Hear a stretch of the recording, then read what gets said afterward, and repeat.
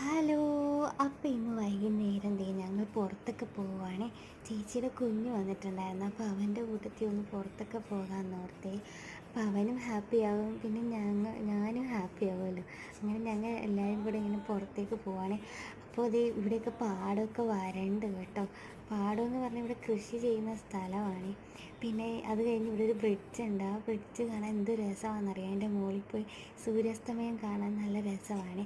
അങ്ങനെ അവിടെ പോയി അതൊക്കെ കണ്ട് കുറേ നേരം അവിടെ ഇരുന്ന് എൻജോയ് ചെയ്തിട്ടാണ് കേട്ടോ. പിന്നെ ഞങ്ങൾ ഒന്ന് പാടത്തൊക്കെ ഇറങ്ങണമെന്ന് ഓർത്തായിരുന്നു. അങ്ങനെ പാടത്തൊക്കെ ഇറങ്ങി കുറച്ച് നേരം അവിടെയും നിന്നിട്ടൊക്കെയാണ് വീട്ടിൽ പോയത് കേട്ടോ.